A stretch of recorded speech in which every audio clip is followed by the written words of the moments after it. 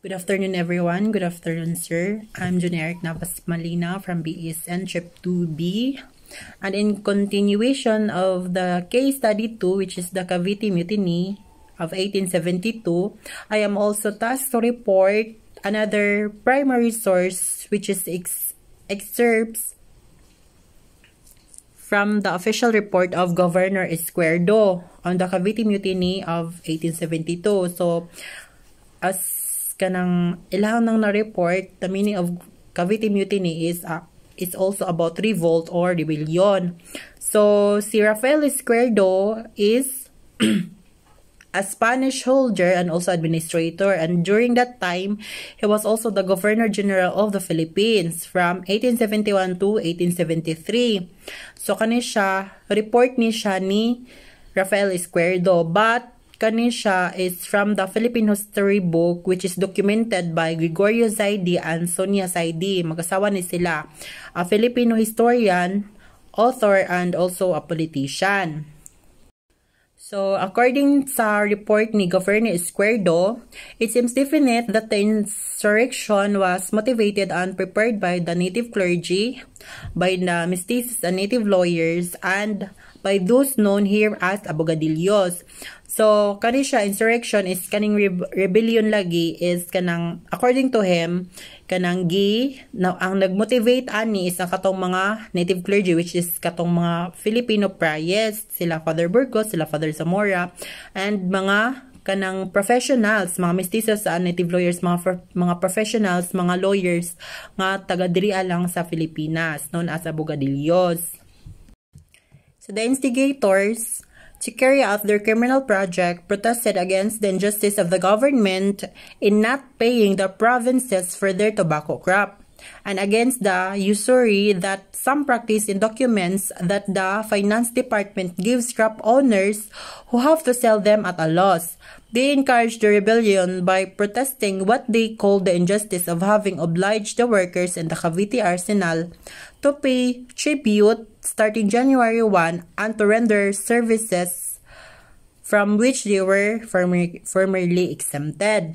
So, kani nga time is nagprotesta lagi sila sa injustice nga panghitabo, which is kaning mga gobyerno, ani nga time kay katong mga Spanish pa man, wala sila nagabayad sa mga tobacco crops nga ilahang gipang kuha. Then ang katupad yung mga crop owners kay na maligya sila og mga crops, tapos murag kulang gani ang bayad, which is kuan ra siya, for example wala ka bawi sa puhunan, wala na ginansya, pa jud ka bawi sa puhunan, although gipalit ilahang mga crops pero kulang gani inana ang panghitabo. Then napajoy cases nga gipa-pay tribute sila, which is murag, I think taxes ni siya, gipangayuan pa sila taxes, then gipakuan pa jud sila, gipatrabaho pa jud sila, gipa-forced labor pa jud sila nga walay bayad or walay sweldo. So after now, it has not been clearly determined if they plan to establish a monarchy or a republic, because the Indios have no word in their language to describe this different form of government, whose head in the Filipino would be called hari. But it turns out that they would place as the head of the government a priest, that the head selected would be Father Dr. Jose Burgos or Dr. Jacinto Zamora, or Father Jose Burgos or Father Jacinto Zamora. Such is the plans of the rebels, those who guided them, and the means they counted upon for its realization. It is apparent that the accounts underscore the reasons for the revolution, the abolition of privileges enjoyed by the workers of the Cavite Arsenal, such as exemption from payment of tribute and being employed in polos-wise services or forced labor. So, ang ilang purpose sa revolution daw is ipatanggal tong rule gani nga pabayaron sila og taxes, which is dili man jud dapat sila nagabayad og taxes atong time. Then pag abot na aning mga Spanish, is kanang ginapabayad na sila taxes, tapos ginapa first labor pa jud sila. Moto ang ilahang gipaglaban nga tanggalon. Then they also identified other reasons which seemingly made the issues a lot more serious para ni sa mga Spanish government o sa mga Espanyol. Para sa ila is kanang murag na seryoso ko na kaayo to siya nga kanang kuan nga revolution na mas na more serious pa jud kay naanay mga native clergy nga nangapil katong mga kuan lagi mga pari kanang out of spite against the Spanish friars nga against pod sila sa mga pari pod pero mga Spanish nga kuan friars conspired and supported the rebels. Kaning mga pari lagi mga native nga pari kaning mga Filipino friars murag ning support sila sa rebellion. So murag na bother ang mga Spanish governments. Then Izquierdo in the obviously biased report highlighted that attempt to overthrow the Spanish government in the Philippines to install a new hari in the presence of Father Burgos and Zamora. Murag kanang sa report ni Izquierdo ihang ginakuan dito nga ihang main dito nga ipatalsik sila mga Spanish government sa Philippines kay pulihan sila og kanang monarchy or pulihan sila og kuan nga hari which is it's either si Father Burgos or si Father Zamora. According to him, native clergy attracted supporters by giving them charismatic assurance that their fight would not fall because they had God's support. Kanang according sa kang kuan lagi Izquierdo kay kaning mga native nga pari, kaning mga Pilipino nga pari is dali lang sila naka-attract og mga supporters kay gina-encourage nila or ginahatagan nila assurance nga dili sila mapildi kay tungod kay na sila support gikan sa Ginoo. Then aside from promises of lofty words such as employment, wealth, and ranks in the army. Murag aside sa kaninga mga rewards, mo to ilang gikuan nga gisuportahan lagi sila sa Ginoo. In the Spanish accounts, the event of 1872 was premeditated and was part of a big conspiracy among the educated leaders, mestizos, lawyers, and residents of Manila and Cavite. Kanida ko nung kuan kaning 1872 is kaning mga leaders, mga educated leaders mo sila ilang big secret or ilang dako kay nga plano nga panghitabo kaning from Manila and Cavite. Then they allegedly plan to liquidate high-ranking Spanish officers, then kill the friars. Kaning sa ilahang secret, sa ilahang dakong plano, sa ilahang mga sikreto nga plano, kanang ilahang laging giplano nga patyon ang mga Spanish officers, patyon nila ang mga Spanish friars. Tapos ang signal nga ilahang planuhan sa ilang pag-atake is katong inspiration of Manila and Cavite was the rockets fired from Intramuros. Katong rockets nga gipabuto gikan sa Intramuros which is sa Manila ni siya nga part. Then kanang mo na ilang signal, ilang sign nga mo atake sila, ilang pamatyon tong mga Spanish.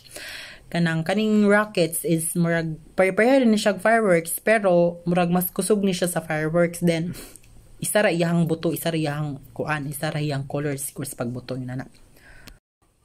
The accounts detail that on January 20, 1872, the district of Sampaloc celebrated the feast of the Virgin Mary of Loreto and came with it where some this firework display. So katong pagka January 20, ang kaning district of Sampaloc which is sa Manila ni siya ga-celebrate sila fiesta which is ang Fiesta of Virgin of Loreto. Then sila yung mga firework display. Then the Cavite News allegedly mistook this as the signal to commence with the attack. So katong mga Cavite News nagtuo sila mo na to ang signal para mo atake. So the 200 men contingent led by Sergeant La Madrid attacked Spanish officers of the site and seized the arsenal. So katong 200 ka kanang Filipino or Caviteño soldiers nga gipanguluhan ni Sergeant Lamadrid ning atake sila o gipamatay nila tong mga Spanish officers. So Izquierdo, upon learning of the attack, ordered the reinforcement of the Spanish forces in Cavite to quell the revolt. So katong pagkahibaluan ni Izquierdo, nag-atake na sila, nanawag sila og reinforcement para lagi kanang ilang kalabanon putong mga ning atake. So the revolution was easily crushed. Dali ra kayo nahuman ang revolution. Dali ra to kuan kay syempre daga Cavite raman to ang mga ning atake. 200 na sila kabuok kunya mga Spanish perting daghan na nya nangwa pa sila reinforcement di samot sila kadaghan, which is ang katong mga taga Cavite kanang when the Manileños who were expected to aid the Caviteños did not arrive. So syempre wala man nangabot tong katong mga taga Cavite ra maning sugod, wala man nangabot tong mga Manileños, which is katong ilang sabot kay lagi nagtuo sila og wala pa man nahitabo to ilang kwan kay sa Intramuros man to nga rackets. Di mo man to gi-expect sa mga taga Manileños. Usaw nila pagdong didto nga wala pa man ang ilahang signal. Ang nahitabo kay kato pa man tong mga fireworks, which is nga nakaingon ra tong mga Caviteños nga mao na to. So syempre wa jud sila itabang, wala ning reinforce nila, which is ang mga Spanish is nakatawag mag-reinforcement mo to nga napildi ang katong mga Caviteños. Leaders of the plot was killed in the resulting skirmish. So katong mga mga katulaging mga Filipino, mga Caviteño soldier is nangamatay silang tanan, but siguro apil to si Sergeant Lamadrid. So while Father Gomez, Father Burgos, and Father Zamora were tried by the court martial and sentenced to be executed. So kato silang mga native clergy nga ning laban lagi katong mga ning kuan ning support sa revolution is gipadakop sila, then gihatulan sila og kuan kanang, tapos gihatulan sila sa korte dihan gihatulan sila og kamatayan.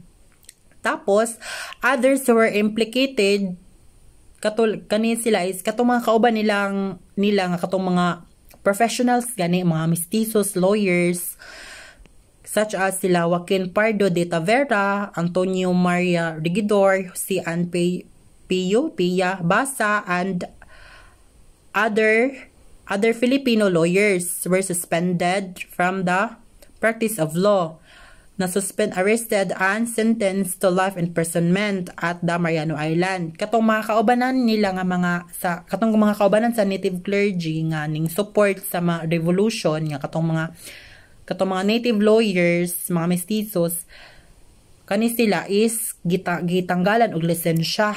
Di ba nga professional man sila nga kwan, gitanggalan sila og lisensya, giaresto pa jud sila og gihatulan sila og life imprisonment kanang way gawas-gawas nga pagkapriso sa Marianas Island. Marianas Island.